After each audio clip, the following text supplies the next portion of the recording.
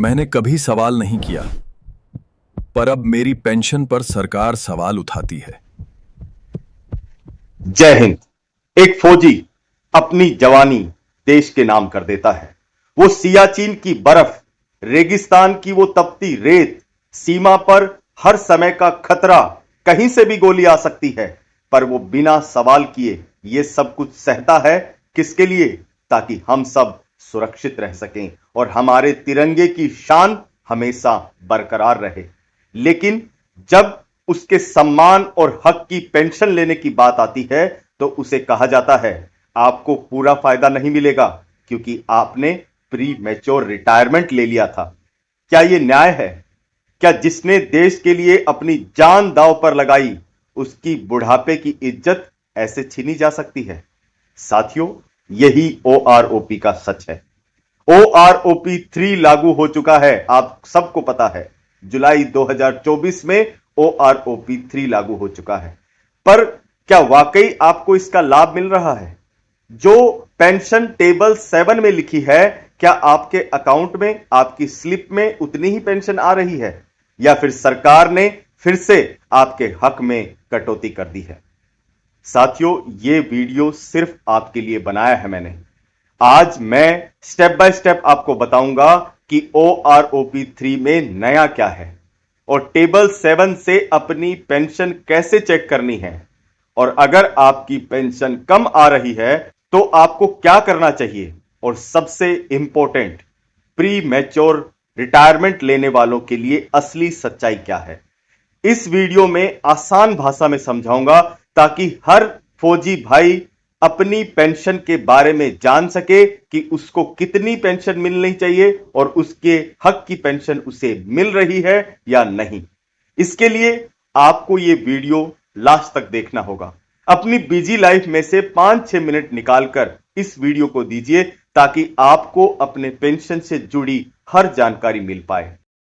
अगर साथियों आप चैनल पर पहली बार आए हैं तो चैनल को सब्सक्राइब जरूर कर लें, क्योंकि आपको यहां पर आपके हितों की जानकारी विश्वसनीय सूत्रों से दी जाती है। और वीडियो को लाइक कर हौसला बढ़ाएं और ज्यादा से ज्यादा सैनिक भाइयों तक शेयर करें ताकि सभी को यह जानकारी पता चल सके। चलिए साथियों, सबसे पहले वन रैंक वन पेंशन का रिव्यू और ओआरओपी 3 क्या है। ओआरओपी हर 5 साल में रिव्यू होना तय हुआ था। जैसे ओआरओपी 1 2014 में लागू हुआ, ओआरओपी 2 2019 में लागू हुआ, और अब जुलाई 2024 से ओआरओपी 3 लागू हो चुका है। मतलब साफ है, अगर आप 2023 में से पहले रिटायर हुए थे तब आपकी पेंशन ओआरओपी 3 के हिसाब से बराबर हो जानी चाहिए।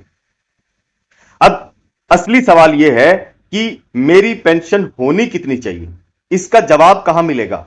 तो इसका जवाब मिलेगा साथियों आपको टेबल 7 में। टेबल 7 में हर रैंक और हर साल की सर्विस के हिसाब से रिवाइज पेंशन लिखी हुई है। मतलब अगर आप नायक हैं और आपने 17 साल की सेवा करी है तो टेबल 7 में सीधे उस बॉक्स में आपकी पेंशन लिखी मिलेगी, और यही आपकी नई पेंशन, और स्पर्श में भी उतनी ही पेंशन होनी चाहिए और उतनी ही आपके अकाउंट में आनी चाहिए। साथियों, स्टेप बाय स्टेप समझाऊंगा आसान भाषा में। अपना पेपर पेन निकाल के मेरे स्टेप को फॉलो कीजिए, आपको पता चल जाएगा आपकी पेंशन कितनी होनी चाहिए। सबसे पहले आप गूगल पर जाइए और टेबल 7 डाउनलोड कर लीजिए। मैं अपने डिस्क्रिप्शन बॉक्स में भी डाल दूंगा जो टेबल 7 अभी आप स्क्रीन पर देख पा रहे हैं। आपको अगर ऑफिशियल जानकारी से लेना है तो मिनिस्ट्री ऑफ डिफेंस या पीसीडीए की वेबसाइट पर जाइए, वहां पर आपको ओआरओपी की पीडीएफ मिल जाएगी। उसे खोलकर सीधा टेबल 7 में जाइए। अभी आपको क्या करना है, आपको अपनी रैंक और सर्विस ढूंढनी है। लेफ्ट साइड में रैंक लिखा होगा, जैसे नायक, हवलदार, सूबेदार, और सबसे ऊपर लिखी होगी सर्विस, जैसे 15 साल, 17 साल, 20 साल, 22 साल, 24 साल। आपको आपका सही चुनाव करना है। तो उसके बाद जब आपको आपका सही बॉक्स मिल गया, एग्जाम्पल के तौर पर समझते हैं, अगर आप हवलदार हैं और आपने 22 साल की सर्विस के बाद 2017 में रिटायरमेंट लिया, तो आपकी टेबल 7 में 22 साल वाले कॉलम में हवलदार की जो रिवाइज पेंशन है वो लिखी हुई मिलेगी 32,600 रुपए उदाहरण के तौर पर। यही आपकी पेंशन होनी चाहिए आज। तो इसके लिए कैसे चेक करें अभी मेरी आज पेंशन कितनी है? ये आपको दो जगह से पता चलता है। एक तो जो आपका एसएमएस आता है उसमें आपका लिखा होता है कि कितनी पेंशन आपकी बनी है और कितनी अकाउंट में आई है। दूसरा, आप अपनी पेंशन डिटेल को चेक करने के लिए और भी तरीका है। आपको स्पर्श लॉगिन करना है। स्पर्श के लिए जो वेबसाइट है वो है spursedefenseperson.gov.in। ये गवर्नमेंट की वेबसाइट है, इसको आपको लॉगिन करना है। अपनी पेंशन डिटेल खोलना है और जो बेसिक पेंशन दिखे उसको आपको टेबल 7 वाली पेंशन से कंपेयर करना है। अगर स्पर्श में मतलब आपके अकाउंट में आपको एसएमएस भी आ रहा है, ओआरओपी 3 के हिसाब से जो आपकी पेंशन रिवाइज होनी चाहिए थी, करीबन 2,100 रुपए आपकी पेंशन, साथ में उसके ऊपर डीए, कितना डीए आपका 55% डीए है अभी, वो ऐड करें तो कम से कम 4,000 रुपए आपकी पेंशन कम आ रही है।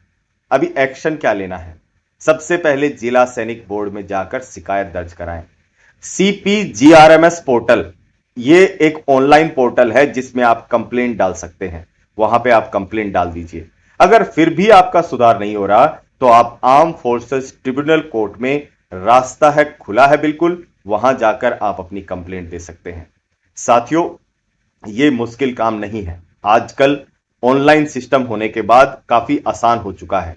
अगर आप सीपी ग्राम्स पोर्टल पर कंप्लेंट लिखेंगे तो उसका पक्का आपको आंसर मिलेगा। तो सबसे पहले जो मैंने बताया वो पूरा स्टेप फॉलो कीजिए। आप अपनी पेंशन को कंपेयर कीजिए, टेबल 7 के हिसाब से चेक कर लीजिए कि आपकी पेंशन कितनी होनी चाहिए। उतनी पेंशन नहीं आ रही मतलब आपको ओआरओपी 3 का फायदा नहीं मिला है। आप बाकी से जाके कंपेयर करके कोई फायदा नहीं। आप देखेंगे उसको मिल रहा है, इसको आपको कैसे मिलेगा उसका तरीका मैंने आपको बताया है। अभी हम वीडियो के सबसे इंपॉर्टेंट पार्ट में आए हैं, वो है पीएमआर वालों के लिए सच्चाई क्या है। पीएमआर का विवाद, पीएमआर आप समझते हैं प्री मैच्योर रिटायरमेंट। सरकार ने 2015 में ऑर्डर निकाला था ओआरओपी के लिए और इसमें कहा था कि पीएमआर वालों को ओआरओपी का फायदा नहीं मिलेगा और यह फायदा सिर्फ 2013 के बाद जो रिटायर हुए हैं, मतलब जो पहले रिटायर हुए हैं उनको मिलेगा। ऐसा नहीं है साथियों। इसके बाद एएफटी यानी आर्म फोर्सेस ट्रिब्यूनल और सुप्रीम कोर्ट ने साफ कहा है कि यह भेदभाव असंवैधानिक है, मतलब संविधान के हिसाब से आप गलत कर रहे हो लोगों के साथ।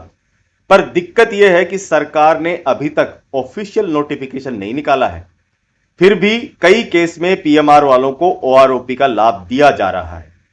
इसलिए अगर आपने पीएमआर लिया है तो टेबल 7 से अपनी पेंशन कंपेयर कर लीजिए। अगर कम आ रही है तो कंप्लेंट डाल दीजिए, क्योंकि हक मांगने से नहीं लड़ने से मिलता है। आपको पूछना पड़ेगा कि मेरी पेंशन कम क्यों आ रही है। साथियों, यह वीडियो सिर्फ आपके लिए बनाया गया है। आज ही टेबल 7 डाउनलोड करिए, स्पर्श में पेंशन कंपेयर कीजिए और कमेंट में बताइए कि क्या आपको ओआरओपी का फायदा मिल गया है या नहीं मिला है। और आप यह बताइए कि आप ये वीडियो कहां से देख रहे हैं और थम्स अप करके बताइए कि मुझे पेंशन का फायदा नहीं मिला, और जिस भाई को नहीं मिला है या मिल गया है उसके ऊपर हमने पूरा कवर किया है कि क्या करना है। फिर भी आपका कोई सवाल है, आपको नहीं समझ में आ रहा है, टेक्निकल जानकारी कैसे देखनी है, तो हम आपके लिए हमेशा तैयार हैं। आप हमको कमेंट में बताइए, आपकी हर समस्या को हम जानकारी के माध्यम से सुलझाने की कोशिश करेंगे। आपकी एक कमेंट हजारों सैनिक भाइयों के लिए जागरूकता ला सकती है। आपको वीडियो अच्छा लगा तो आप इसे लाइक करें और चैनल को सब्सक्राइब करें और हर सैनिक भाई तक शेयर करें ताकि सभी को यह जानकारी मिल पाए। याद रखिए, ओआरओपी सिर्फ पेंशन नहीं, ये आपकी कुर्बानी, आपकी गरिमा का सम्मान है। अपने हक के लिए जागरूक रहिए और मिलते हैं एक ऐसे ही वीडियो में। तब तक के लिए जय हिंद, जय भारत, वंदे मातरम।